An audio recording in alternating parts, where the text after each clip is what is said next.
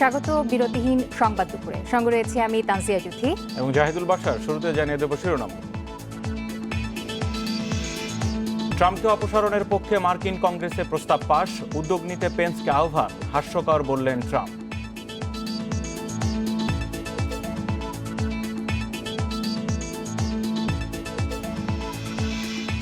গুলশান মোড়ে সিগন্যাল বাতি নষ্ট, ঘুষের বিনিময়ে হাতের ইশারায় চলে যানবাহন, অস্বীকার ট্রাফিক বিভাগে।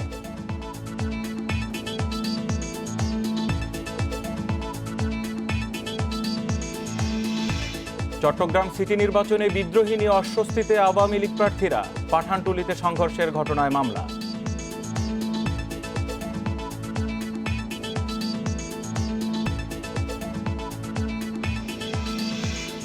দেশের কয়েক জায়গায় বইছে মৃদু শৈত্যপ্রবাহ, কদিন পর মাঝারি ও তীব্র শৈত্যপ্রবাহের আশঙ্কা, কমবে তাপমাত্রা।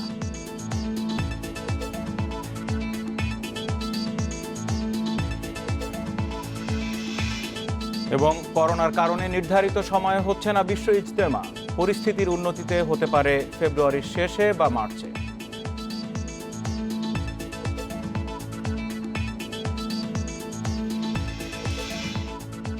শিরোনামগুলো শুনছিলেন, এবার পুরো খবর। মার্কিন সংবিধানের 25তম সংশোধনী কার্যকরের মাধ্যমে প্রেসিডেন্ট পদ থেকে ডোনাল্ড ট্রাম্পকে অপসারণের পক্ষে কংগ্রেসে প্রস্তাব পাশ হয়েছে। এই সংশোধনীর মাধ্যমে ট্রাম্পকে অপসারণের উদ্যোগ নিতে ভাইস প্রেসিডেন্ট মাইক পেন্সের প্রতি আনুষ্ঠানিকভাবে আহ্বান জানালো কংগ্রেস। অবশ্য অধিবেশনের আগেই এক চিঠিতে 25তম সংশোধনীর পক্ষে নন বলে নিম্নকক্ষের স্পিকার ন্যান্সি পেলোসিকে জানান ভাইস প্রেসিডেন্ট মাইক পেন্স। 6 জানুয়ারি ক্যাপিটল হিলে ট্রাম্প সমর্থকদের হামলার পর থেকেই সংবিধানের 25তম সংশোধনী কার্যকরের মাধ্যমে মেয়াদ শেষের আগেই প্রেসিডেন্ট ট্রাম্পকে অপসারণের জোর দাবি ওঠে। ডেমোক্র্যাটদের পাশাপাশি ট্রাম্পের দল রিপাবলিকান সদস্যরাও একই দাবিতে সোচ্চার হন। একই সাথে দাবি ওঠে ট্রাম্পকে অভিশংসনেরও। অবশেষে 25তম সংশোধনী কার্যকরের পক্ষে প্রস্তাব পাশ করল কংগ্রেস। কংগ্রেসের নিম্নকক্ষ হাউস অব রিপ্রেজেন্টেটিভসে প্রস্তাবটির পক্ষে ভোট দেন 223 জন, আর বিপক্ষে ছিলেন 205 জন সদস্য। অবশ্য অধিবেশনের আগেই 25তম সংশোধনীর বিপক্ষে অবস্থান নেয়ার কথা স্পিকার পেলোসিকে জানান ভাইস প্রেসিডেন্ট মাইক পেন্স। এমন কিছু করলে অশান্তি আরও বাড়বে বলে আশঙ্কা তার। এদিকে ট্রাম্পকে অভিশংসন করার প্রস্তাবে কংগ্রেসের নিম্নকক্ষে ভোটাভুটি আজ। এরই মধ্যে ট্রাম্পের চূড়ান্ত অভিশংসনপত্র প্রকাশ করেছেন হাউস অব রিপ্রেজেন্টেটিভসের প্রতিনিধিরা। গঠন করা হয়েছে অভিশংসন প্রতিনিধি পরিষদ। ট্রাম্পের দল রিপাবলিকান পার্টির বেশ কয়েকজন নেতা অভিশংসনের পক্ষে ভোট দেবেন বলে আশা করছে ডেমোক্র্যাটরা। তবে মেয়াদের শেষ সময়ে অভিশংসনের জন্য ডেমোক্র্যাট শিবিরের প্রচেষ্টাকে হাস্যকর বলে মন্তব্য করেছেন ডোনাল্ড ট্রাম্প। এদিকে ডোনাল্ড ট্রাম্পের বক্তব্য ও ক্যাপিটলে তার সমর্থকদের হামলার নিন্দায় সরব হয়েছেন মার্কিন সেনাবাহিনীর শীর্ষ কর্মকর্তারা। এক চিঠিতে তারা বলেন, ওই ঘটনা শুধুমাত্র অন্যায় নয়, আইন বিরুদ্ধ। এর সাথে জড়িতদের শাস্তি হওয়া উচিত মন্তব্য করে তারা বলেন, ট্রাম্প যাই দাবি করুন, গণতান্ত্রিক পদ্ধতিতে বাইডেন পরবর্তী প্রেসিডেন্ট নির্বাচিত হয়েছেন। মার্কিন সেনা কর্মকর্তাদের এমন নিন্দা জানানোর ঘটনা বিরল। এর আগে সোমবার ক্যাপিটল হিলে তাণ্ডবের পর প্রথমবারের মতো বৈঠক করেন প্রেসিডেন্ট ডোনাল্ড ট্রাম্প ও ভাইস প্রেসিডেন্ট মাইক পেন্স। তবে ট্রাম্পকে অপসারণে ডেমোক্র্যাটদের উদ্যোগ নিয়ে দুজনের মধ্যে আলোচনা হয়েছে কিনা তা জানা যায়নি। Sadia ফ্রিন, independent news. রাজধানী গুলশান 1 নম্বর মোড়ের সিগন্যাল বাতি দীর্ঘদিন ধরে নষ্ট, পরিবহন চলাচল করছে ট্রাফিকের হাতের ইশারায়। এই সুযোগে ঘুষের লেনদেন হচ্ছে। অনেকের অভিযোগ, টাকা দিলেই হাত উঠিয়ে নিচ্ছেন ট্রাফিক পুলিশ। ক্যামেরায় ধরা পড়লেও অভিযোগ অস্বীকার করছে ট্রাফিক পুলিশের কর্মকর্তারা। রাজধানীর গুলশান 1-এর গোলচক্কর, রামপুরা থেকে মোহাম্মদপুর, স্টাফ কোয়ার্টার থেকে গাবতলী সহ নানা রুটের বাস চলাচল করে এই পথে। এই গোলচক্করে গুলশান 2 থেকে হাতিরঝিল ও মহাখালী থেকে রামপুরা যেতে আড়াআড়ি 2টি সিগন্যাল পড়ে, যার কারণে যাত্রীদের বেশ কিছু সময় সিগন্যালে বসে থাকতে হয়। সিগন্যাল দীর্ঘ হলে বাসে যাত্রী তোলা যাবে বেশি, এই সুযোগ নিচ্ছে একটি চক্র, যাদেরকে 10 থেকে 50 টাকা দিলেই বেশিক্ষণ অপেক্ষায় রাখেন ট্রাফিক পুলিশ। অভিযোগ আছে সে কারণে গড়ে 30 সেকেন্ডের বেশি বাড্ডার অংশের সিগন্যাল ছাড়ে না ট্রাফিক পুলিশ। টাকা দিলে কি হয়? এই সিঙ্গেল ফলায় 50 টাকা দেয়। সিগন্যাল ফলায় লাভ কি? লাভ ভালো লোক ওটা যাতে যে গাড়িটা খালি নিয়ে আসছে ওদের মনে করেন একসাথে অনেকটি গাড়ি না, একটা সিঙ্গেল ফালের মনে হয় গুলশানে কয়েকটা যাত্রী পায়। প্রত্যেকবার লাইনে সিগন্যালে আসলে ওরা টাকা নেয়, প্রত্যেক গাড়ি থেকে নেয় ওরা। এরকম সিটিং দল আছে এরকম একটা। কেন টাকা নিচ্ছেন তার যৌক্তিক জবাব দিতে পারেননি আদায়কারীরা। কেউ কেউ আবার ক্যামেরা দেখে দৌড়ে পালান। না না, আমি কোনো কিছু টাকা তুলি না। কিসের টাকা তুলেন আপনি? আরে ভাই আমি কি করেন? ছাড়েন, আপনি কি করেন? আমি লাইনম্যান, এখানকার লাইনম্যান। টাকা উঠে নেই আমাদের কাছে কিন্তু ফুটেজ আছে। হ্যাঁ পুলিশ থাকুক। কিসের টাকা? আমি হলাম সুপারভাইজার কিসের সুপারভাইজার? কোম্পানির। 10 টাকা দিলাম রে, এটা আমাকে অরিজিনাল লাইনম্যান, এটা আমাকে পান গাইতে টাকা নিছে। ট্রাফিক পুলিশ বলছে টাকার বিনিময়ে সিগন্যালে গাড়ি আটকে রাখার অভিযোগ ভিত্তিহীন, তবে প্রমাণ পাওয়া গেলে নেওয়া হবে ব্যবস্থা। এটা আমি কনফিডেন্টলি বললাম, ইটস 100% ফ্যাক্ট। আপনি যদি এরকম কিছু থাকে প্লিজ আমাকে বলেন, আমাদের কর্তৃপক্ষকে বলেন, আমরা অবশ্যই ব্যবস্থা নেব। এই ধরনের এই ধরনের নেই। বিশ্বব্যাংকের অর্থায়নে 2002 থেকে 2005 সালের মধ্যে 13 কোটি 60 লাখ টাকায় ঢাকা নগর পরিবহন প্রকল্পের আওতায় 68টি ট্রাফিক সিগন্যালে বাতি বসানো হয়। প্রথম বসানো হয় গুলশান 1 ও 2 নম্বর চৌরাস্তায়। গুলশান 2-এরটা ভালো থাকলেও দীর্ঘদিন ধরে নষ্ট পড়ে রয়েছে 1-এর স্বয়ংক্রিয় সিগন্যাল বাতি। Al Amin Hossain, independent news, Dhaka. Chattogram city corporation নির্বাচনে দলের সমর্থক পেয়েও স্বস্তিতে নেই আওয়ামী লীগের কাউন্সিলর প্রার্থীরা। সাধারণ ও সংরক্ষিত মিলে 54টি ওয়ার্ডের 48টিতেই আওয়ামী লীগের প্রার্থীদের মুখোমুখি হতে হচ্ছে নিজ দলের একাধিক প্রার্থীর। দলের হাই কমান্ডের হুমকি ধামকিও পিছু হটছে না এসব প্রার্থী।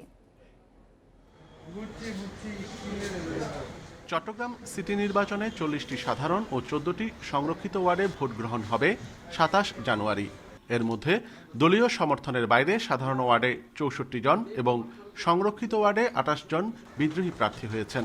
এই তালিকায় আছেন 12টি ওয়ার্ডের সাবেক কাউন্সিলররা। কেন্দ্রীয় নেতাদের হুঁশিয়ারি, দফায় দফায় সমঝোতা বৈঠক, মহানগর কমিটির অনুরোধ, কোনো কিছুই দমিয়ে রাখতে পারছে না তাদের। দিনরাত সমানতালে চালিয়ে যাচ্ছেন প্রচারণা, যা বিপাকে ফেলেছে দল সমর্থিত প্রার্থীদের। দল হাইকমান্ড অবগত হয়েছেন এবং দল থেকে ইতিমধ্যে বিভিন্ন সিদ্ধান্ত নিচ্ছেন। ইনশাআল্লাহ আমি আশা করব তার শুভ বুদ্ধি হবে, সেও দলের পক্ষে কাজ করবে। এখানে যারা নির্বাচন করছে কোনো জায়গায় দলের কোনো প্রতীক নাই, এখানে স্বতন্ত্র প্রতীক আছে, স্বতন্ত্র প্রতীক নিয়ে সবাই নির্বাচনের মাঠে আছে। এদিকে প্রতিদ্বন্দ্বীদের থামাতে হাইকমান্ডে ধর্ণা দিচ্ছেন দল সমর্থিত প্রার্থীরা। লিখিত অভিযোগও দিয়েছেন কেউ কেউ। তবে এ ধরনের লিখিত অভিযোগে উল্টো দলের সুনামহানি হয়েছে বলে মন্তব্য এসব প্রার্থীদের। দলীয় ফোরামে অভিযোগ করেছে যাতে দলীয় ফোরাম থেকে সাংগঠনিক ভাবে তাদের বিরুদ্ধে ব্যবস্থা গ্রহণ করা হয় এবং আমার বিরুদ্ধে যে বিরোধিতা কার্যক্রম চলছে সেটা যাতে অবিলম্বে বন্ধ করা হয়। আপনি আওয়ামী লীগের সমর্থিত প্রার্থী, আপনি বলছেন আওয়ামী লীগের নেতাকর্মীর বিরুদ্ধে তারা সহযোগিতা করতেছে না। What's the reason behind that? আপনি স্ববিরোধী কাজ করতেছেন না। শেষ পর্যন্ত বিদ্রোহীদের সরিয়ে দেওয়া হবে বলেই মন্তব্য করেছেন আওয়ামী লীগের এই কেন্দ্রীয় নেতা। যারা মনোনয়ন চেয়েছে তারা ওখানে পদত্যাগপত্র সই করছে প্রত্যেকে। তারা বলছে কি যে তারা নমিনেশন না পেলে তারা দাঁড়াবে না, তারা পদত্যাগ করবে। সুতরাং সেখানেই তারা পদত্যাগ করে আসছে। মঙ্গলবার রাতে আওয়ামী লীগের 2 প্রতিদ্বন্দ্বী কাউন্সিলর প্রার্থীর সংঘর্ষে একজন নিহতের ঘটনাও ঘটেছে। পরিস্থিতি আরও অস্থিতিশীল হওয়ার আশঙ্কা খোদ দলের নেতাকর্মীদের। অনুপম শীল, ইন্ডিপেন্ডেন্ট নিউজ, চট্টগ্রাম। চট্টগ্রামের পাঠানটুলিতে 2 কাউন্সিলর প্রার্থীর সংঘর্ষে একজন নিহতের ঘটনায় মামলা হয়েছে। এতে বিদ্রোহী প্রার্থী আব্দুল কাদের সহ 13 জনের নাম সহ অজ্ঞাত 30-40 জনকে আসামি করা হয়েছে। মঙ্গলবার রাতে নিহতের ছেলে বাদী হয়ে ডাবলমুরিং থানায় মামলাটি দায়ের করেন।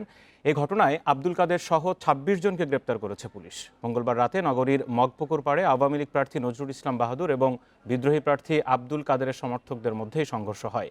এ সময় দুপক্ষের গোলাগুলিতে বাবুল সর্দার নামের একজন নিহত হন। মূলত একই এলাকায় দুপক্ষ গণসংযোগ চালানোর সময় সংঘর্ষে জড়িয়ে পড়ে। পরে পুলিশ গিয়ে পরিস্থিতি নিয়ন্ত্রণে আনে। তো সেখানকার সবশেষ এই মুহূর্তের পরিস্থিতিকে জানবো, সহকর্মী অনুপম শীল রয়েছেন সেখান থেকে। অনুপম, এই মুহূর্তের খবর তো জানতে চাইবো, একই সাথে একটু গুরুত্বের সাথে জানতে চাইবো যে 50টি ওয়ার্ডের 48টিতেই বলা হচ্ছে বিদ্রোহী প্রার্থী আছে। সেক্ষেত্রে হিসাব নিকাশ কি দাঁড়াতে পারে? প্রথমত গতকালকে যে হত্যাকাণ্ডটি সেই সূত্র ধরে যদি বলি, আমরা এখন যিনি হত্যার শিকার হয়েছেন আসগর আলী বাবুল, অর্থাৎ যিনি এলাকায় বাবুল সর্দার নামে পরিচিত, আমরা তার বাড়ির সামনেই আছি এবং এখানে এখন বিক্ষুব্ধ মানুষ তার তিনি যেহেতু যেই কাউন্সিলর প্রার্থীর অনুসারী ছিলেন, অর্থাৎ এখানে এই ওয়ার্ডের যিনি আওয়ামী লীগ সমর্থিত প্রার্থী নজরুল ইসলাম বাহাদুর, তার সমর্থকরা এখানে এসেছেন, বিক্ষোভ প্রদর্শন করছেন এবং আমরা যতদূর জানি যে বিকেল 4টা নাগাদ তার নামাজে জানাজা হবে এবং এটি নিয়ে কিন্তু এলাকায় এক ধরনের এখনো চাপা আতঙ্ক আছে, যেহেতু গতকাল রাত্রে এই ঘটনাটি ঘটলো এবং রাস্তার মোড়ে পুলিশ অবস্থান নিয়েছে, আইনশৃঙ্খলা রক্ষাকারী বাহিনীর বিভিন্ন উইং এখানে কাজ করছে এবং আমরা আজকে সকালে এই বিষয়ে চট্টগ্রাম মেট্রোপলিটন পুলিশের কমিশনার সালেহ মোহাম্মদ তানভীর, তার সাথে কথা বলেছিলাম। তিনিও যেটি বলেছেন যে অত্যন্ত গুরুত্ব দিয়ে এই হত্যাকাণ্ডের বিষয়টি তারা তদন্তে নেমেছেন এবং ইতিমধ্যে এই যে মামলাটি, সেই মামলা তদন্ত ভার গোয়েন্দা পুলিশের কাছে ন্যস্ত করা হয়েছে। তারা এখানে কোনো আসলে যিনি দোষী তাকেই মূলত এই তদন্তের আওতায় নিয়ে সে প্রকৃত দোষীকে খুঁজে বের করা হবে।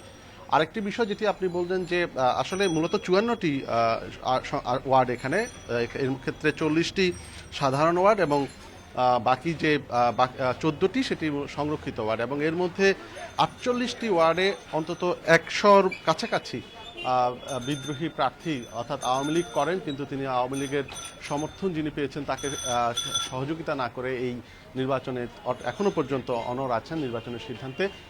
এদেরকে নিয়ে আসলে যারা মূলত আওয়ামী লীগের সমর্থন পেয়েছে তারা বেশ বিপাকেই আছে এবং একটি বিষয় উল্লেখ করার মতো যে এই যে প্রার্থীরা আছেন তাদের মধ্যে অন্তত 12টি ওয়ার্ডে সাবেক কাউন্সিলররা আছেন, অর্থাৎ সদ্য সাবেক কাউন্সিলররা যারা এবার দলের সমর্থন পাননি, তারা কিন্তু একটি বেশ বড় ভূমিকা রাখছেন, অর্থাৎ আওয়ামী লীগের এই যে যারা সদ্য সাবেক কাউন্সিলর তাদের প্রভাবও কিন্তু মাঠে কম নয়। তো সে সব কিছু মিলিয়ে আমরা একদম শুরু থেকেই দেখছি যে যারা দলের সমর্থন পেয়েছেন তাদের প্রতি সমর্থন জানানোর জন্য হাইকমান্ড থেকে এই সমস্ত তথা বিদ্রোহী প্রার্থী, যদিও যারা এই সমস্ত প্রার্থী হয়েছেন তারা নিজেদেরকে বিদ্রোহী হিসেবে মানতে নারাজ, তারা বলছেন স্থানীয় সরকারে শুধুমাত্র সিটি কর্পোরেশনে মেয়র পদে নির্বাচনে যেহেতু নৌকা প্রতীক আছে, তার বাইরে এসে যে কারণে এই নির্বাচন করার অধিকার রয়েছে, সেই প্রেক্ষাপটে তারা নিজেদেরকে বিদ্রোহী হিসেবে মানতে রাজি নন। তারা বলছেন তারা নিজ উদ্যোগেই এলাকার মানুষের আগ্রহের কথা বিবেচনা করে তারা প্রার্থী হয়েছেন এবং সেই প্রেক্ষাপটে কিন্তু এখন মুখোমুখি অবস্থান এবং আশঙ্কা সংঘাতের তৈরি হচ্ছে এবং আপনাকে অনেক ধন্যবাদ। চট্টগ্রামের সিটি কর্পোরেশনের নির্বাচনের সবশেষ খবরাখবর জানছিলাম। দ্বিতীয় ধাপে পৌরসভা নির্বাচনের প্রচারণা তুঙ্গে, বিশেষ করে মেয়র প্রার্থীরা দিনরাত এক করে ছুটছেন নির্বাচনী এলাকার এক প্রান্ত থেকে অন্য প্রান্তে। তবে এমন প্রচারণায় ব্যতিক্রম বিএনপি প্রার্থীরা, নেই দৌড়ঝাঁপ, যেন নিয়ম রক্ষায় নির্বাচনে অংশ নেয়া। এই নির্লিপ্ততার জন্য সরকার দলের প্রার্থীর কর্মী সমর্থকদের হেনস্থাকে অজুহাত হিসেবে দাঁড় করিয়েছে বিএনপি। গাইবান্ধা পৌরসভা নির্বাচনে বিএনপির মেয়র প্রার্থী শহীদুজ্জামান শহীদ সমর্থকদের নিয়ে নির্দিষ্ট কিছু এলাকাতেই চালাচ্ছেন প্রচারণা। সেখানে যোগ দেননি দলের সিনিয়র নেতারা। সুন্দরগঞ্জেও বিএনপি প্রার্থী মশিউর রহমানকে দেখা যায়নি জনসংযোগে। আচরণবিধি তারা মানছে না, আর বিএনপি যদি এটা মিছিল করে প্রচারণা যায় সেখানেও আমাদেরকে নানাভাবে বাধার সম্মুখীন করা হচ্ছে। তবে ভোটের মাঠে কাজ চলছে বলে দাবি জেলা বিএনপির নেতাদের। প্রার্থীর বিপক্ষে যারা কাজ করবে বা কাজ করছে তাদেরকে আমরা দলের সিদ্ধান্ত যে দল থেকে তাদেরকে বহিষ্কার করে দেওয়া হবে। দ্বিতীয় ধাপে রাজশাহীর কাকনহাট, ভবানীগঞ্জ ও আরনি পৌরসভায় লড়ছেন বিএনপি প্রার্থীরা। তাদের অভিযোগ, আওয়ামী লীগ প্রার্থীদের চাপে ঘরোয়া বৈঠকেই সারছেন প্রচারণার কাজ। নির্বাচন তো আমি দেখেই শেষ করবো ইনশাল্লাহ। আগামী শনিবার 16 তারিখ ধরে নেন, 10, 10:30, 11টার মধ্যে রেজাল্ট হয়ে যাবে ইনশাল্লাহ। আমরা পাশও করবো আশা করি। নওগাঁর নজিপুর পৌরসভায়ও দেখা যায়নি বিএনপির মেয়র প্রার্থীর প্রচারণা বা কর্মী সমর্থকদের তৎপরতা। কুষ্টিয়া, মিরপুর ও কুমারখালী পৌরসভায়ও অল্প কিছু স্থানে পোস্টার লাগানো এবং সীমিত পরিসরে প্রচারণা চালাচ্ছেন বিএনপির নেতাকর্মীরা। মাগুরায় বিএনপি প্রার্থীর দাবি, হামলা মামলার ভয়ে মাঠে থাকতে পারছেন না নেতাকর্মীরা। তো মামলার ভয়ে, জীবনের ভয়ে আমাদের কর্মীরা মাঠে কাজ করতে পারছে না। দলীয়ভাবে আমরা সিদ্ধান্ত নিয়েছি যার যার এলাকায় সেই কাজ করবে। একই চিত্র দেখা গেছে নোয়াখালীর বসুরহাট ও সুনামগঞ্জের 3 পৌরসভায়। দলীয় প্রার্থীর পক্ষে চলছে সাদামাটা প্রচারণা। Mamunur Rashid, independent news desk. সিরাজগঞ্জের বেলকুচি পৌরসভা নির্বাচনে মূল আলোচনার বিষয় এখন বর্তমান মেয়র আর তার মেয়ের দেবরের জমজমাট লড়াই। 16 জানুয়ারির নির্বাচনে এই দুই প্রার্থীর মধ্যেই জয় পরাজয় নির্ধারণ হবে বলে ধারণা অনেকের। তবে সুষ্ঠু নির্বাচন হলে জয়ের ব্যাপারে আশাবাদী দুজনই।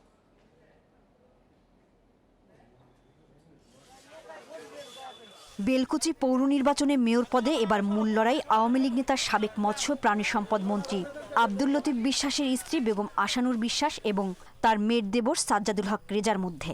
দুই আত্মীয়ের এই লড়াই নিয়ে এখন পৌরসভার চায়ের দোকান থেকে শুরু করে রাস্তাঘাট সব জায়গায় আলোচনা। দুই প্রার্থী একে অপরের বিরুদ্ধে পাল্টাপাল্টি অভিযোগ করছেন। পোস্টার ছেঁড়া, নির্বাচনী ক্যাম্প ভাঙা এবং কর্মী সমর্থকদের ভয়ভীতি দেখানোর হুমকি দেওয়া হচ্ছে বলে অভিযোগ তাদের। তবে নিজেদের যোগ্য প্রার্থী দাবি করে জয়ের বিষয়ে আশাবাদী দুজনই। এই বেলকুচি পৌরসভায় আমার প্রতিদ্বন্দ্বী মেয়র প্রার্থী, উনি প্রতিদিন সন্ধ্যার পরে মুখোশধারী বহিরাগত লোক এনে আমার কর্মীদের বিভিন্নভাবে ভয়ভীতি এবং মারধর করার চেষ্টা করছে। আমি মানুষের মধ্যে বিপুল সাড়া পাচ্ছি এবং উন্নয়নের ধারাকে অব্যাহত রাখার জন্য তারা আমাকে আবারও আমার নৌকামাকে ভোট দিয়ে আমাকে জয়যুক্ত করবে। সাবেক মন্ত্রী আব্দুল লতিফ বিশ্বাস এবং যুবলীগ নেতা সাজ্জাদুল হক রেজার মধ্যে দীর্ঘদিনের দ্বন্দ্ব রয়েছে বলে জানিয়েছেন স্থানীয়রা। যে প্রার্থীগুলো আমরা কাছে পাইছি এবং ভবিষ্যতে কাছে পাবো, আমরা চাচ্ছি যে তাদেরকেই আমরা ভোট দেব। গরিব অসহায় নারীদের নিয়ে কাজ করে সেই রকম প্রার্থীকেই আমরা অবশ্যই চাই। এদিকে সুষ্ঠু নির্বাচন আয়োজনে সব ধরনের প্রস্তুতি নেওয়ার কথা জানিয়েছে প্রশাসন ও আইন শৃঙ্খলা বাহিনী। 9 জন আমাদের এক্সিকিউটিভ ম্যাজিস্ট্রেট থাকবেন, আমাদের জুডিশিয়াল ম্যাজিস্ট্রেটও থাকবেন, তারাও আচরণ বিধিমালা দেখবেন। তা আমরা যেটা আশা করছি যে আমাদের প্রশাসনের পক্ষ থেকে আমাদের সার্বিকভাবে আমরা প্রস্তুত যে আগামী 16 তারিখে নির্বাচন হবে, 5টি পৌরসভা নির্বাচন হবে। আমাদের পুলিশ সদস্যরা এখনই কাজ শুরু করেছে এবং আমরা সেই উপযুক্ত পরিবেশ তৈরি করব। বর্তমান মেয়র আশানুর বিশ্বাস আওয়ামী লীগের মনোনয়নে নৌকা প্রতীক নিয়ে নির্বাচন করছেন, আর স্বতন্ত্র প্রার্থী যুবলীগ নেতা সাজ্জাদুল হক রেজার প্রতীক নারকেল গাছ। Independent news desk. পিকে হালদারের অর্থ পাচার ও অবৈধ সম্পদ অর্জনে সংশ্লিষ্টতার অভিযোগে তার বান্ধবী অবান্তিকা বড়ালকে গ্রেফতার করেছে দুদক। সকালে রাজধানীর সেগুনবাগিচা এলাকা থেকে তাকে গ্রেফতার করেন সংস্থাটির উপপরিচালক মোহাম্মদ সালাউদ্দিন। বিভিন্ন আর্থিক প্রতিষ্ঠান থেকে 3,600 কোটি টাকা আত্মসাতের অভিযোগ রয়েছে পিকে হালদারের বিরুদ্ধে। এই অর্থ আত্মসাতের সঙ্গে অবান্তিকা বড়ালও জড়িত বলে অভিযোগ রয়েছে। গেল 8 জানুয়ারি পলাতক আসামি পিকে হালদারের বিরুদ্ধে রেড অ্যালার্ট জারি করে ইন্টারপোল। ঢাকার অনুরোধে এই অ্যালার্ট জারি করা হয় বলে জানিয়েছে পুলিশ সদর দপ্তর।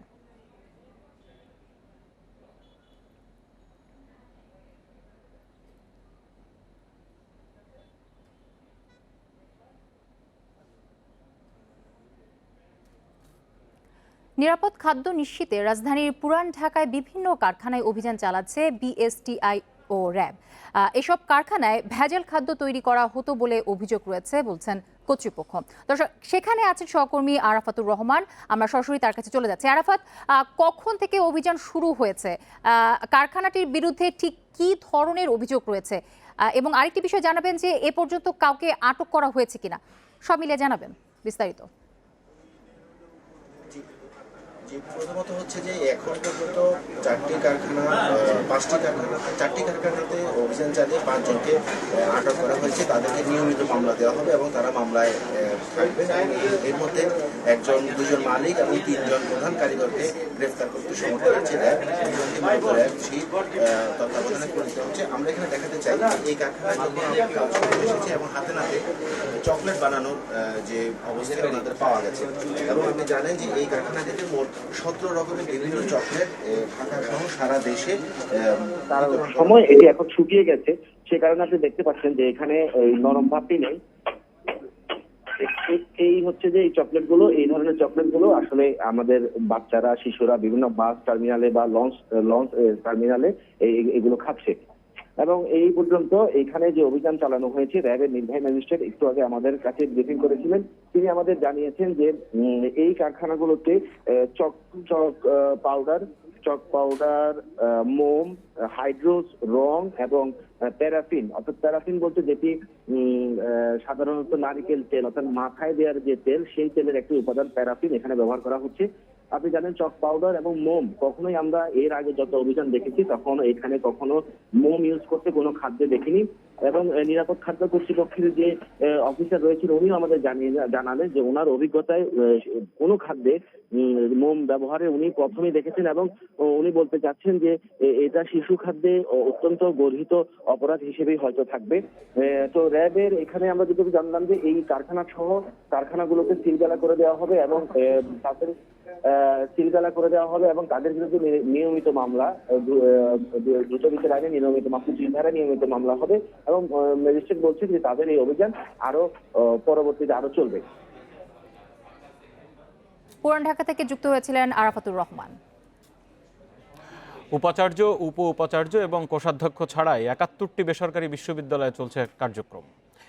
এতে বিশ্ববিদ্যালয়ের প্রশাসনিক কাজে তৈরি হচ্ছে নানা জটিলতা। বিশ্ববিদ্যালয় মঞ্জুরি কমিশন বলছে ৩১ জানুয়ারির মধ্যে এসব পদের জন্য প্যানেল প্রস্তাব না করলে কঠোর ব্যবস্থা নেওয়া হবে। দেশে বেসরকারি বিশ্ববিদ্যালয় রয়েছে ১৬০টি। বেসরকারি বিশ্ববিদ্যালয় আইন অনুযায়ী উপাচার্য, উপ উপাচার্য এবং কোষাধ্যক্ষ এই ৩ পদে সংশ্লিষ্ট বিশ্ববিদ্যালয় যে কোনো প্রস্তাব পাঠায় মন্ত্রণালয়ে। এরপর মন্ত্রণালয় থেকে সেই প্রস্তাবনা রাষ্ট্রপতির কার্যালয়ে পাঠানো হয়। পরে সেই প্রস্তাবনার উপর ভিত্তি করে নিয়োগ দেন রাষ্ট্রপতি। ইউজিসির তথ্য অনুযায়ী দেশের ১৫টি বিশ্ববিদ্যালয়ে উপাচার্য নেই, উপ উপাচার্য নেই ৩৩টিতে। কোষাধ্যক্ষের পদ শূন্য ২২টি বিশ্ববিদ্যালয়ে। দীর্ঘদিন এসব পদ খালি রেখেই চলছে বিশ্ববিদ্যালয়ের কার্যক্রম। বিশ্ববিদ্যালয় মঞ্জুরি কমিশনের তাগিদের পরও দেয়া হচ্ছে না নিয়োগ। বেসরকারি বিশ্ববিদ্যালয় আইন ২০১০ অনুযায়ী কার্যকর ব্যবস্থা করার ক্ষেত্র বিশ্ববিদ্যালয়গুলো গড়িমসি করছে। অনেক ক্ষেত্রে বিশ্ববিদ্যালয়গুলো উপাচার্য, উপ উপাচার্য এবং ট্রেজারার নিয়োগের জন্য এমন সমস্ত প্রস্তাব পাঠায় যা কোনোভাবেই গ্রহণযোগ্য নয়। সেই ক্ষেত্রে বিলম্ব ঘটে। এটা অনেকটা উদ্দেশ্য প্রণোদিতও অনেক ক্ষেত্রে ঘটে থাকে। কমিশন বলছে ৩১ জানুয়ারির মধ্যে বিশ্ববিদ্যালয়গুলো নিয়োগের উদ্যোগ না নিলে আইনি ব্যবস্থা নেওয়া হবে। এ সংক্রান্ত চিঠিও বিশ্ববিদ্যালয়গুলোকে দেয়া হয়েছে। আমরা এই বিষয়টি মনিটর করছি এবং যদি কেউ এই বিষয়টি এখনও গুরুত্ব সহকারে না দেখে থাকে এবং তাদের ব্যাপারে কি করা যায়, ইউজিসি বসে সে ব্যাপারে সিদ্ধান্ত গ্রহণ করবে। এদিকে বেসরকারি বিশ্ববিদ্যালয় সমিতি বলছে উপাচার্য, উপ উপাচার্য এবং কোষাধ্যক্ষের পদে যোগ্য শিক্ষক না পাওয়ায় প্যানেল দিতে পারছে না। সত্যি যথোপযুক্ত ক্যান্ডিডেট পাওয়া কঠিন ব্যাপার। যে আমাদের একটা ব্যবস্থা রয়েছে না, ৩ জনের নাম দিতে হয়। ৩ জনের নাম যারা দেয় তাদের জানে যে একজনকে নিয়োগ দেওয়া হবে আর বাকি 2 জনকে নিয়োগ দেওয়া হবে না। সেই ক্ষেত্রে বাকি 2 জন খোঁজে বের করা খুব কঠিন ব্যাপার হয়ে দাঁড়ায়। এদিকে অনেক বেসরকারি বিশ্ববিদ্যালয়ে উপাচার্য নিয়োগ প্রক্রিয়াও ত্রুটিপূর্ণ বলছে মঞ্জুরি কমিশন। সংশ্লিষ্টরা বলছেন ইউজিসি কোনো ব্যবস্থা না নেয়ায় বেসরকারি বিশ্ববিদ্যালয়গুলোর এই আইন না মানার সংস্কৃতি তৈরি হয়েছে। বিশ্ববিদ্যালয়গুলোতে মানসম্মত শিক্ষা নিশ্চিত করতে হলে সবার আগে শক্ত হতে হবে কমিশনকে। নূরে আলম, ইন্ডিপেন্ডেন্ট নিউজ, ঢাকা। দেশের কোথাও কোথাও চলছে মৃদু শৈত্যপ্রবাহ। কয়েকদিন পর আসতে পারে মাঝারি থেকে তীব্র শৈত্যপ্রবাহ। আবহাওয়া অধিদপ্তর জানায় আপাতত কয়েকদিন দিন ও রাতে তাপমাত্রা কমবে। আবহাওয়া পূর্বাভাসে বলা হয়েছে অস্থায়ীভাবে আংশিক মেঘাচ্ছন্ন আকাশের কারণে দেশের কোথাও কোথাও মাঝারি থেকে ঘন কুয়াশা পড়বে। উত্তরাঞ্চলে কুয়াশার প্রভাব থাকতে পারে দুপুর পর্যন্ত। এছাড়া আগামী 2-1 দিন মেঘের প্রভাবে কয়েক জায়গায় গুঁড়ি গুঁড়ি বৃষ্টি হতে পারে। মেঘ কেটে গেলে কমবে তাপমাত্রা, আসতে পারে মাঝারি থেকে তীব্র শৈত্যপ্রবাহ। আজ দেশের সর্বনিম্ন তাপমাত্রা রাজশাহীর বদলগাছিতে 7.8 ডিগ্রি সেলসিয়াস এবং সর্বোচ্চ তাপমাত্রা কক্সবাজারে 30.7 ডিগ্রি সেলসিয়াস।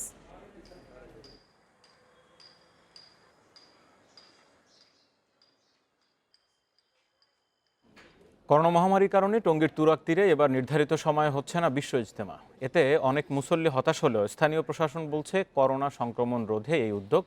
তবে পরিস্থিতির উন্নতি হলে আলোচনার মাধ্যমে ঠিক করা হবে নতুন তারিখ। করোনা মহামারীর কারণে টঙ্গীর তুরাগ তীরে এবারের বিশ্ব ইজতেমা আয়োজন স্থগিত করা হয় আগেই।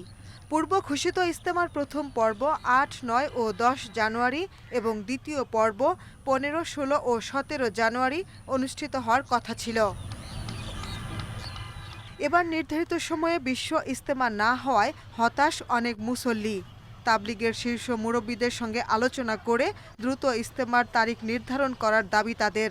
আজকে এসে অনেক খারাপ লাগলো, এই মাসটা একদম ফাঁকা, কোনো দোয়া নাই। আশা করি যেন ইজতেমাটা হয়, এই মাসে না হচ্ছে সামনের মাসে হবে।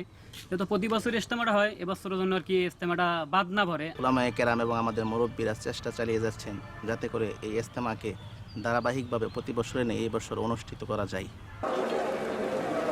বিশ্ব ইজতেমা আয়োজনের পরবর্তী তারিখ ও নির্দেশনা এখনও পায়নি স্থানীয় প্রশাসন।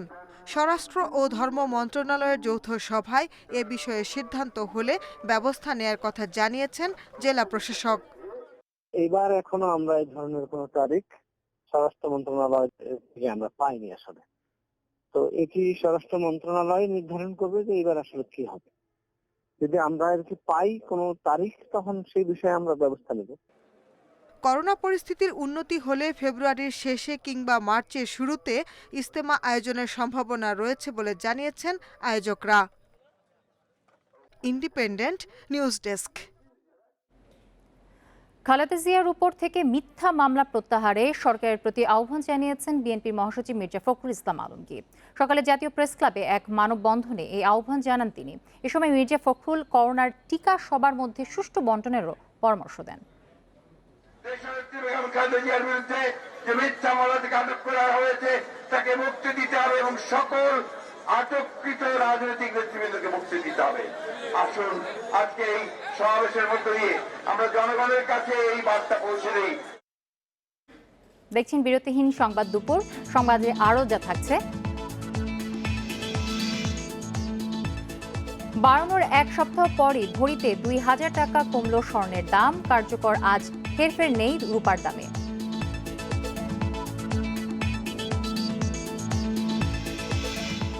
অনেকটা নীরবেই আজ শুরু প্রিমিয়ার লিগ ফুটবল। প্রথম দিনে চ্যাম্পিয়ন বসুন্ধরার মুখোমুখি উত্তর বারিধারা।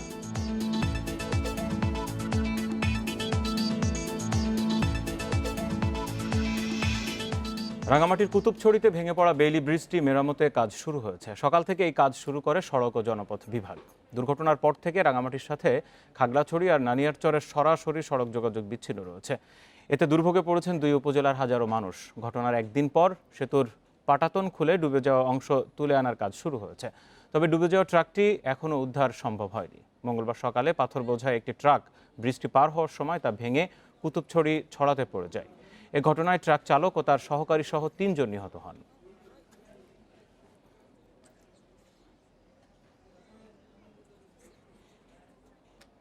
দুর্ঘটনাস্থল কুতুবছড়ি ছড়ার এলাকায় রয়েছেন এই মুহূর্তে সহকর্মী হিমেল চাকপা। সর্বশেষ কাজের অগ্রগতি সহ বিস্তারিত জানবো। 5টি পাটাতন উদ্ধার করা হয়েছে, বাকিগুলো এখনো উদ্ধার করা হয়নি, অর্থাৎ এখন কাজ বন্ধ রয়েছে।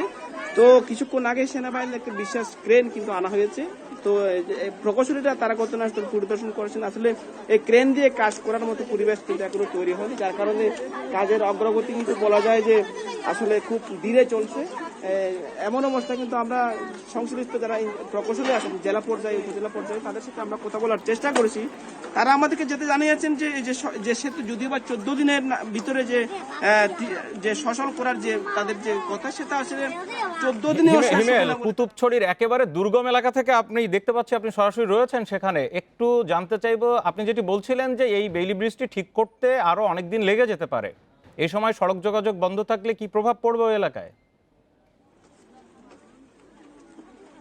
এখানে যে প্রভাবগুলো পড়বে, আপনার যেটা নানিয়ারচরের যে একটা গুরুত্বপূর্ণ একটা উপজেলা রাঙামাটির সাথে, সেটার সাথে যে এখানে যে ব্যবসা বাণিজ্য, যেখানে প্রচুর পরিমাণ আনারস কিন্তু এখানে উৎপাদিত হয়, এখন আনারসের মৌসুম চলছে, তারা কিন্তু আসলে ক্ষতিগ্রস্ত হবেন। পাশাপাশি এখানে বিভিন্ন ধরনের উন্নয়ন কর্মকাণ্ড চলছে, যেগুলোর মাধ্যমে এখানে এই সড়ক দিয়ে কিন্তু ইট, কংকর, সিমেন্ট, বালু সবকিছু কিন্তু এই সড়ক দিয়ে কিন্তু ওই সমস্ত এলাকায় নেওয়া হয়, যার কারণে এই সমস্ত উন্নয়নের যে কার্যক্রম সেগুলো কিন্তু আসলে হয়ে যাবে। যার কারণে এখানে প্রশাসন, সেনাবাহিনী, সংশ্লিষ্ট যারা রয়েছেন তারা চেষ্টা করছেন যে এটা কিভাবে দ্রুততম সময়ে এটা মেরামত করা যায়, তার সেটা চেষ্টা করছেন। কিন্তু বাস্তবতা বলছে যে আসলে এই যে কাজটা সেটা আসলে অনেক সময় লাগতে পারে। বাসার রাঙামাটির কুতুবছড়ি থেকে ব্রিজ নির্মাণ এবং সর্বশেষ ব্রিজ যেটি ভেঙে গেছে সেই ব্রিজের কাজ যেটি চলছে সেই কাজের সর্বশেষ পরিস্থিতি এবং সেখানকার খবরাখবর জানছিলাম। রাজধানীর খাল দখল করে কোনো স্থাপনা নির্মাণ করা হলে নিজ উদ্যোগে সরিয়ে নেওয়ার আহ্বান জানিয়েছেন ঢাকা উত্তর সিটি কর্পোরেশনের মেয়র আতিকুল ইসলাম। সকালে মিরপুরে রূপনগর খাল পরিদর্শন শেষে এই আহ্বান জানান তিনি। আতিকুল ইসলাম বলেন, সিএস খতিয়ান অনুযায়ী রাজধানীর খালগুলোকে আগের রূপে ফিরিয়ে নেওয়া হবে। খালের সীমানায় যদি কোনো অবৈধ স্থাপনা থাকে, নির্দিষ্ট সময়ের পর সেগুলো ভেঙে ফেলা হবে। এ কাজে নগরবাসীর সহযোগিতা প্রত্যাশা করে মেয়র বলেন, খাল ও আশেপাশের দখল হয়ে যাওয়া জমি উদ্ধারের পর গাছ লাগিয়ে সৌন্দর্য বাড়ানো হবে। এছাড়া নির্মাণ করা হবে হাঁটার পথ।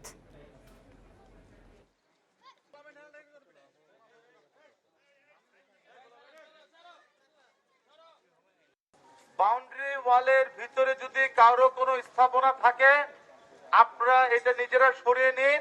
এটি হলো অবৈধ স্থাপনা। এই অবৈধ স্থাপনার মধ্যে কেউ আপনারা যদি ঘরবাড়ি করে থাকেন, আপনারা এগুলো নিজেরা সরিয়ে নিন। আমরা যখন সরাবো কাউকে কিন্তু জিজ্ঞাসা করব না। শুধু ফেব্রুয়ারি নয়, মার্চ মাসেও অমর একুশে বইমেলা আয়োজনের সম্ভাবনা নেই বলে জানিয়েছে বাংলা একাডেমি। প্রতিষ্ঠানটির মহাপরিচালক জানান, করোনা পরিস্থিতির উন্নতি হলে এপ্রিল বা মে মাসে মেলা আয়োজনের চেষ্টা করবেন তারা। তবে মার্চেই মেলা আয়োজনে বদ্ধপরিকর। বড় ধরনের আর্থিক ঝুঁকির মুখে থাকা প্রকাশকরা।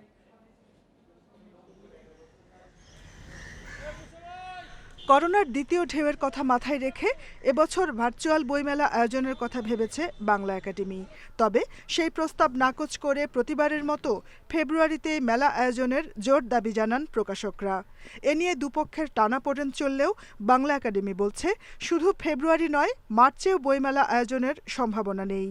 করোনা পরিস্থিতির উন্নতি হলে এপ্রিল বা মে মাসে আয়োজন হতে পারে। মার্চ মাসেও আমরা হয়তো এই বইমেলা করতে সমর্থ হব না, তবে আশাই আমাদের ভরসা। যদি সম্ভব হয় এপ্রিল, মে, জুন, যখনই পরিস্থিতি অনুকূলে আসবে তখনই বাংলা একাডেমি বইমেলা করবে। কোনো মতেই বাংলা একাডেমি বইমেলা বাতিল করেনি, শুধু সাময়িকভাবে পরিস্থিতির কারণে বইমেলা স্থগিত করেছে। এদিকে করোনায় বিপর্যস্ত প্রকাশনা খাত এমন দাবি করে প্রকাশকরা বলছেন, অন্তত মার্চে হলেও মেলা আয়োজন করা দরকার। গত একটি বছর বইয়ের বাজারটা যা গেছে, প্রকাশকদের খুবই খারাপ অবস্থা, এবং যদি বই মেলা হয় তাহলে হয়তো বা প্রকাশনাটা একটু ঘুরে দাঁড়াবার সম্ভাবনা জাগে, এবং এই বইমেলা আসলে মার্চ মাসের ভেতরেই করা দরকার। এরপরে প্রাকৃতিক কারণে আর অন্যান্য কারণ আছে, এপ্রিল মাসের মধ্যে রোজাও শুরু হয়ে যাচ্ছে, এপ্রিল মাসে গরমটাও বেড়ে যায়, ঝড় বৃষ্টিও হয়, অর্থাৎ খুবই জটিল একটি সময় চলে আসবে। শেষ পর্যন্ত বইমেলা আয়োজন করা সম্ভব না হলে প্রকাশনা শিল্প বড় ধরনের বিপর্যয়ের মুখে পড়বে বলে মনে করছেন প্রকাশকরা। Jahanara Parvin, Independent news, Dhaka. প্রতি ভরিতে ২,০০০ টাকা কমিয়ে স্বর্ণের নতুন দাম নির্ধারণ করেছে জুয়েলার্স সমিতি। মঙ্গলবার এক বিজ্ঞপ্তিতে এ তথ্য জানানো হয়। নতুন দর অনুযায়ী ভালো মানের অর্থ ২২ ক্যারেটের এক ভরি স্বর্ণের দাম ২,০০০ টাকা কমে দাঁড়িয়েছে ৭২,৬৪১ টাকা। ২১ ক্যারেটের দাম ৬৯,৪৯৩ টাকা এবং ১৮ ক্যারেটের দাম ৬০,৭৪৮ টাকা। এছাড়া সনাতন পদ্ধতির এক ভরি স্বর্ণের দাম কমে দাঁড়িয়েছে ৫৫,০০০ টাকা। তবে রূপার দাম অপরিবর্তিত থাকবে বলে জানানো হয়। বুধবার থেকে স্বর্ণের এই নতুন দাম কার্যকর হবে বলে বিজ্ঞপ্তিতে জানানো হয়েছে। মূলত আন্তর্জাতিক বাজারে স্বর্ণের দরপতনের কারণে দাম কমানো হয়েছে বলে জানিয়েছে বাংলাদেশ জুয়েলার্স সমিতি। এর আগে সর্বশেষ ৬ জানুয়ারি সোনার দাম ভরিতে ১,৯৮৩ টাকা বাড়িয়েছিল বাসুস।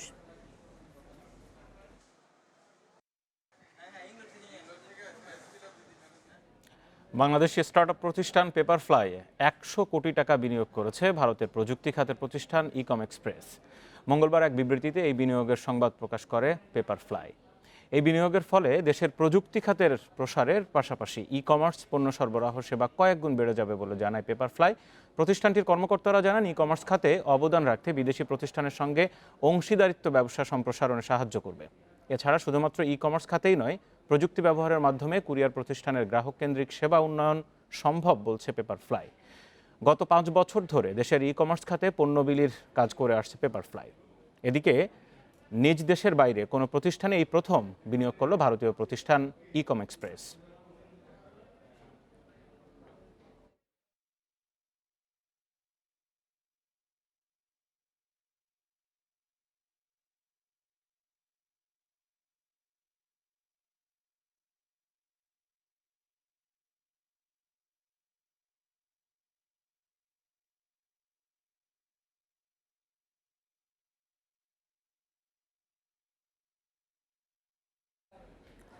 করোনায় বিশ্বে একদিনে রেকর্ড 15,700-র বেশি মানুষের মৃত্যু হয়েছে।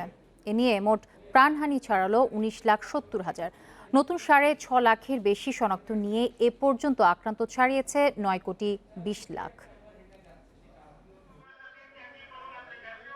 যুক্তরাষ্ট্রে একদিনে মারা গেছেন 4,200-র বেশি মানুষ। এ নিয়ে চতুর্থবারের মতো দেশটিতে একদিনের মৃতের সংখ্যা 4,000 ছাড়ালো। নতুন 2,22,000 রোগী নিয়ে মোট সংক্রমিত 2,33,00,000। এদিকে ক্যাপিটল হিল কাণ্ডের পর সেখানে উপস্থিত 3 আইন প্রণেতার করোনা শনাক্ত হয়েছে। যুক্তরাষ্ট্রের পর সবচেয়ে বেশি 1,243 জনের মৃত্যু দেখেছে যুক্তরাজ্য। দেশটিতে মোট প্রাণহানি 83,000। কঠোর লকডাউনের পরও কিছুতেই নিয়ন্ত্রণে আসছে না পরিস্থিতি। 24 ঘন্টায় নতুন রোগী মিলেছে 45,000-এর বেশি। ইউরোপে মঙ্গলবার প্রাণ গেছে 6,200-র বেশি মানুষের, যা আগের দিনের তুলনায় প্রায় দ্বিগুণ। জার্মানিতেও দ্বিগুণ প্রাণহানি হয়েছে মঙ্গলবার, প্রাণ গেছে 1,106 জনের। এছাড়াও ইতালিতে 616, রাশিয়ায় 531 ও ফ্রান্সে 452 জনের মৃত্যু হয়েছে। স্পেনে 24 ঘন্টায় রোগী শনাক্ত হয়েছে 25,000-এর বেশি। অন্যদিকে সাউথ আফ্রিকাতেও সর্বোচ্চ প্রাণহানির রেকর্ড হয়েছে। 24 ঘন্টায় মারা গেছে 755 জন। তবে আফ্রিকার অন্যান্য মহাদেশে করোনা পরিস্থিতি অনেকটা স্বাভাবিক রয়েছে। ব্রাজিলে মঙ্গলবার 1,109 জনের মৃত্যু হয়েছে, নতুন শনাক্ত 61,000-এর বেশি। ভারতে একদিনে মৃত্যু হয়েছে 178 জনের। দেশটিতে 2 দিন পর শুরু হচ্ছে করোনার টিকা প্রয়োগ। ইন্দোনেশিয়ায় প্রেসিডেন্ট জোকো উইদোদোর চীনের তৈরি টিকা গ্রহণের মধ্য দিয়ে শুরু হয়েছে কর্মসূচি। এদিকে কানাডার সবচেয়ে জনবহুল প্রদেশ অন্টারিওতে সংক্রমণ বাড়ায় জরুরি অবস্থা জারি করেছে কর্তৃপক্ষ। মঙ্গলবার অন্টারিওতে প্রায় 3,000 রোগী শনাক্ত হয়েছে, যার মধ্যে যুক্তরাজ্যের ধরনটিও পাওয়া যায়। নূরে জান্নাত, ইন্ডিপেন্ডেন্ট নিউজ। অনেকটা নীরবেই আজ শুরু হচ্ছে প্রিমিয়ার লিগ ফুটবলের নতুন মৌসুম। প্রথম দিন বিকেল 4টায় চ্যাম্পিয়ন বসুন্ধরা কিংসের প্রতিপক্ষ উত্তর বারিধারা। বাফুফের অবাক করা নীরবতার মাঝে পেশাদার লিগ কমিটির চেয়ারম্যান আব্দুস সালাম মুর্শিদি জানিয়েছেন, 1 সপ্তাহ পর আনুষ্ঠানিক আয়োজনের মাধ্যমে স্পন্সরের নাম ঘোষণা করা হবে। পেশাদার লিগের 12 আসর পার হয়েছে। পেশাদারিত্বের ছাপ নেই ফুটবল ফেডারেশনের। 13তম আসরের সূচি তৈরিতেই হিমশিম খেতে হচ্ছে। প্রথম রাউন্ডের 6 ম্যাচের সূচি পাওয়া গেছে শেষ মুহূর্তে। 4 ভেন্যুতে ম্যাচ আয়োজনের চেষ্টা, কিন্তু ঢাকার বাইরের ভেন্যুতে কবে খেলা গড়াবে সেটা জানা নেই। লিগ শুরুর আগে স্পন্সর পাওয়া যাবে আশাবাদী ছিল বাফুফে, তবে এখন স্পন্সরের নাম ঘোষণা করেনি ফেডারেশন। যদিও চুক্তি সম্পন্ন হয়ে গেছে জানিয়েছেন পেশাদার লিগ কমিটির চেয়ারম্যান আব্দুস সালাম মুর্শিদি। যারা স্পন্সর প্রতিষ্ঠান তারা একটু বড় করে এটি করতে চাচ্ছেন। আমরা আনুষ্ঠানিকতা 1 সপ্তাহ পরে করব। প্রথম রাউন্ড যেহেতু বঙ্গবন্ধু জাতীয় স্টেডিয়ামে দিয়েছি, এখানে আরেকটু সময় প্রয়োজন আছে, তাহলে পরবর্তী আরেক রাউন্ড আমি বঙ্গবন্ধু জাতীয় স্টেডিয়ামে 2টো করে ম্যাচ দিয়ে দিব। এসব অগোছলের মধ্যে অবশ্য অনুশীলন থেমে নেই ফুটবলারদের। সিজন ওপেনিংয়ে চ্যাম্পিয়ন বসুন্ধরা কিংস, প্রতিপক্ষ উত্তর বারিধারা। ফেডারেশন কাপ জয়ের আত্মবিশ্বাস সঙ্গী করেই ভালো শুরুর প্রত্যয় অস্কার ব্রুজনের। উত্তর বারিধারাকে খাটো করে দেখার সুযোগ নেই। তারা ফেডারেশন কাপে দারুণ খেলেছে। দলের সবাই জয় প্রত্যাশা করছে। টানা ম্যাচের ক্লান্তি কাটাতে একাদশে কিছু পরিবর্তন রাখা হবে। প্রিমিয়ার লিগে এর আগে 3টি আসর খেলেছে উত্তর বারিধারা। শেষ হওয়া ফেডারেশন কাপে ব্রাদার্স ও আরামবাগকে হারিয়ে চমক দেখিয়েই কোয়ার্টার ফাইনালে উঠেছিল। জাতীয় দলের নতুন মুখ সুমন রেজার উপর থাকবে বাড়তি দায়িত্ব।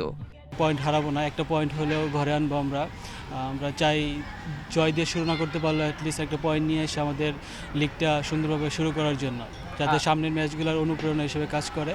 লিগ শুরুর একদিন আগে ছোট আয়োজনে জার্সি উন্মোচন করেছে উত্তর বারিধারা। Abidur Rahman, Independent news, Dhaka. মার্চের এশিয়ান চ্যাম্পিয়ন্স ট্রফিতে সামনে রেখে জাতীয় হকি দলের অনুশীলন শুরু হয়েছে। মূল লড়াইয়ের আগে 2-1টি প্রস্তুতি ম্যাচ খেলার পরিকল্পনা কোচের। অন্যদিকে দল গঠনে তারুণ্যকে প্রাধান্য দিতে চায় ফেডারেশন। যুব বিশ্বকাপের বাছাইয়ে ভালো করাটাই তাদের মূল লক্ষ্য। মাঝে যুবদলের কার্যক্রম থাকলেও হকির জাতীয় দল গত 2.5 বছর অলস সময় কাটিয়েছে। সেখানে 1 বছর আবার করোনার সঙ্গে বসবাস। এবার ক্যাম্পের শুরুতেই সেই কোভিড পরীক্ষা তরুণ ফরওয়ার্ড দেবাশিসকে ঠেলে দিয়েছে আইসোলেশনে। অন্যরা নেগেটিভ সার্টিফিকেট নিয়ে নীল টার্ফে অনুশীলনে ব্যস্ত। ব্যক্তিগত কারণে ক্যাম্পে যোগ দেননি গোলকিপার আবু সাইদ। অনুশীলনের শুরুতে হালকা ওয়ার্ম আপ, পরে 2 গ্রুপে ভাগ হয়ে চলে প্র্যাকটিস ম্যাচ। করোনা পরিস্থিতির মধ্যে ক্যাম্পে ফিরতে পেরে খুশি খেলোয়াড়রা। আমরা নিজের সেফটির জন্য, বাংলাদেশের সেফটির জন্য মনে করেন আমরা কিছু রুলস রেগুলেশনের মধ্যে আমরা থাকার চেষ্টা করব, কারণ আমরা চাই না আমাদের একটু অসচেতনতার কারণে আমাদের টিমের কারো ক্ষতি হোক বা এই ক্ষতিটা আমাদের রেজাল্টের উপর প্রভাব পড়ুক। মার্চের চ্যাম্পিয়ন্স ট্রফি, তার আগে নিজেদের টেম্পারমেন্ট বাড়িয়ে নিতে কোচের দাবি 2-1টি প্র্যাকটিস ম্যাচের। তবে চারদিকে করোনা সংক্রমণ, প্রীতি ম্যাচ আয়োজন নিয়ে তাই শঙ্কা আছে। জুনে যুব এশিয়া কাপের বাছাই থাকায় দল গঠনে তারুণ্যকে প্রাধান্য দিতে চায় ফেডারেশন। 15 ফেব্রুয়ারির পরে 4টা প্র্যাকটিস ম্যাচ খেলতে চাই, সেটা দেশে হোক অথবা টিম বাইরে গিয়ে হোক। তো বাইরে যাওয়ার পসিবল খুব কম, বাইরে থেকে একটা টিম আনারই চেষ্টা করতেছে ফেডারেশন। আমাদের জন্য 21 ম্যাচটা কিন্তু আমাদের জন্য অনেক বেশি গুরুত্বপূর্ণ, কারণ আমরা সেটাও আমাদের দেশে হচ্ছে এবং সেক্ষেত্রে আমরা যদি 4টা টিমের মধ্যে থাকতে পারি সেক্ষেত্রে আমাদের জুনিয়র ওয়ার্ল্ড কাপ খেলার সুযোগ আছে। তো সেই সুযোগটা আমি মনে করি এই চ্যাম্পিয়ন ট্রফির মধ্যে আমরা কাজে লাগাতে পারবো। দেশে করোনা ভ্যাকসিন শুরু হলে অগ্রাধিকার ভিত্তিতে খেলোয়াড়দের জন্য টিকার ব্যবস্থা করা হবে বলে জানিয়েছেন Abdur Rashid Sikdar. Shamim Ahmed, independent news, Dhaka. French super কাপের ফাইনালে আজ পিএসজির প্রতিপক্ষ Marseille Parc des Princes match শুরু রাত 2টায়। একই সময় স্প্যানিশ সুপার কাপের সেমিতে বার্সেলোনার চ্যালেঞ্জ সোসিয়েদাদ। এর আগে রাত 1:45টায় কোপা ইতালিয়ায় রোনালদোর ইউভেন্টাস লড়বে জেনোয়ার বিপক্ষে। 4 মাস পর আবারও মুখোমুখি ফ্রেঞ্চ লিগের 2 চির প্রতিদ্বন্দ্বী পিএসজি মার্শেই। গেল সেপ্টেম্বরে 5 লাল কার্ডের লে ক্লাসিকোতে আক্ষেপে পড়েছে পিএসজি। এবার লড়াই ফ্রেঞ্চ কাপের সুপার কাপের শিরোপার জন্য, যা উত্তাপ আরও বাড়িয়েছে। বছরের প্রথম ট্রফি জয়ে চোট কাটিয়ে ফিরছেন লা পারিসিয়ানদের প্রধান অস্ত্র নেইমার। প্রতিপক্ষের পাশাপাশি পিএসজির লড়াই করোনার সাথেও। রাফিনহা ও থিলো কেহরারের পর কোভিড পজিটিভ কলিন দাগবা। তবে ম্যাচটি স্মরণীয় হতে পারে পচেত্তিনোর জন্য। দায়িত্ব নেওয়ার তৃতীয় ম্যাচেই পাচ্ছেন শিরোপা জয়ের সুযোগ। স্প্যানিশ সুপার কাপের শেষ চারে বার্সেলোনার পরীক্ষা সোসিয়েদাদ। সময়ের পরিক্রমায় চেনা রূপে ফিরেছেন মেসি। তরুণ পেদ্রির সাথে বার্সা অধিনায়কের জুটি জমেছে বেশ। পরিসংখ্যানও মেসির দলের পক্ষেই। সবশেষ 10 দেখায় সোসিয়েদাদের কাছে একবারও হারেনি রোনাল্ড কোম্যানের দল। কোপা ইতালিয়ায় উত্তাপ ছড়াবে রোনালদোর ইউভেন্টাস। শেষ 8-এ যেতে তুরিনের ওল্ড লেডিদের বাধা জেনোয়া। ক্লাব ও জাতীয় দল মিলে ইতিহাসের সর্বোচ্চ গোলের রেকর্ড ভাঙার অপেক্ষায় রোনালদো। অস্ট্রিয়ান জোসেফ বিকানের 759 গোলের রেকর্ডে ভাগ বসিয়েছেন। এবার সুযোগ ছাড়িয়ে যাবার। করোনা আর চোটের কারণে দুঃসময় পার করছে ইউভরা। সাইড বেঞ্চে দিবালা, মেকেনি আর আইসোলেশনে আছেন কোয়াদ্রাদো, সান্দ্রো, মাতিস ডিলিট। তবে সবশেষ 3 দেখায় জেনোয়ার বিরুদ্ধে জয় ইউভেন্টাসের বাড়তি অনুপ্রেরণা। Muhammad Nazim, Independent news. European ফুটবলে জয় পেয়েছে ফেভারিটরা। বার্নলিকে 1-0 গোলে হারিয়ে লিভারপুলকে টপকে ইংলিশ প্রিমিয়ার লিগের শীর্ষে উঠেছে ম্যান ইউনাইটেড। এদিকে কোপা ইতালিয়ায় তোরিনোকে টাইব্রেকারে 5-4 ব্যবধানে হারিয়ে শেষ 8-এ এসি মিলান। মৌসুম শুরুর আগে কে ভেবেছিল ইংলিশ প্রিমিয়ার লিগ শাসন করতে পারে ম্যান ইউনাইটেড? বার্নলি জয় দীর্ঘ অপেক্ষার অবসান ঘটেছে রেড ডেভিলসের। টেবিল টপার লিভারপুলকে টপকে উঠে এসেছে পয়েন্ট তালিকার শীর্ষে। অ্যাওয়ে ম্যাচের শুরুটাও আত্মবিশ্বাসী ম্যান ইউনাইটেডের। প্রথমার্ধে হ্যারি ম্যাগুয়ারের হেডার জাল খুঁজে পেলেও বাতিল হয় ভিএআরে। বিরতির পর বেড়েছে কাভানি, রাশফোর্ডদের গোলের চেষ্টা। শেষ পর্যন্ত পগবার ভলিতে ভাঙে বার্নলি গোলকিপারের প্রতিরোধ। ওই এক গোলই তৃপ্তির হাসি ফুটিয়েছে রেড ডেভিলদের মুখে। লা লিগায় সেভিয়া ম্যাচের আগে আতলেতিকোর অস্বস্তি, তুষার ঝড় আর বৈরী আবহাওয়া। তবে সব প্রতিকূলতা কাটিয়ে লিগ লিডারদের দাপটের সাক্ষী ওয়ান্দা মেট্রোপলিতানো। আনহেল কোর্রেয়া ও সাউল নিগুয়েজের নৈপুণ্যে সেভিয়ার বিপক্ষে সহজেই জিতেছে রোহি ব্লাঙ্কোস।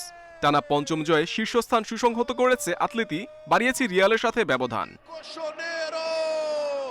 সেরিয়াতে যে দলটার বিপক্ষে দুদিন আগেও হেসে খেলে জিতেছিল এসি মিলান, সেই তোরিনোই কোপা ইতালিয়ায় দিয়েছে সামর্থ্যের প্রমাণ। ইব্রাহিমোভিচ, ব্রাহিম দিয়াজদের আক্রমণ ভাঙতে পারেনি অতিথিদের প্রতিরোধ। শেষ পর্যন্ত টাই ব্রেকারে ভাগ্য খুলেছে রোজদনেরিদের, মিলেছে শেষ 8-এর ticket. Mohammad Nazim, Independent News. Poush Sankranti উপলক্ষে সিলেটে চলছে 3 দিনব্যাপী মাছের মেলা। মেলায় রয়েছে নদী ও বিলের অন্তত 40 প্রজাতির মাছ। তবে আয়োজকরা জানিয়েছেন করোনার কারণে এবারের আয়োজন সীমিত পরিসরে। সিলেট অঞ্চলে পৌষ সংক্রান্তি উপলক্ষে অনুষ্ঠিত হয় মাছের মেলা। কেনা হয় সাধ্য অনুযায়ী বড় ধরনের মাছ। এরই ধারাবাহিকতায় নগরীর বন্দরবাজারের লালবাজারে শুরু হয়েছে 3 দিনব্যাপী মাছের মেলা। সুরমা, কুশিয়ারা নদীসহ বিভিন্ন বিল থেকে এসেছে 40 কেজি ওজনের বাঘাইর, 35 কেজির বোয়ালসহ কাতলা, রুই, চিতল, সামুদ্রিক কোরাল ও প্রচুর ইলিশ। এই বাজারে একটা নতুন আকর্ষণ হয়েছে এই ময়ূরপঙ্খী মাছ আসায়, আর কাস্টমাররা বৃদ্ধি পাইছে। আশা করি আগামীতে আরো সুন্দর পরিবেশে আরো সুন্দরভাবে কাস্টমারে যাতে আমরা কাছে আইয়া সস্তায় মাছ কিনতে পারেন ওলা পরিবেশ সৃষ্টি করবো আমরা। নানা জাতের মাছ দেখতে ভিড় করছেন অনেকেই। দাম নাগালের মধ্যে থাকায় খুশি ক্রেতারা। অনেক ধরনের মাছ এখানে আছে, গোয়াল, কাতলা, রৌ, বিদেশি মাছও এখানে আছে। এই বিদেশি মাছ দেখার জন্য অনেক মানুষ এখানে আসছে, আমিও গিয়া বিদেশি মাছটা দেখছি। তবে করোনার কারণে সীমিত পরিসরে আয়োজনের কথা জানান উদ্যোক্তারা।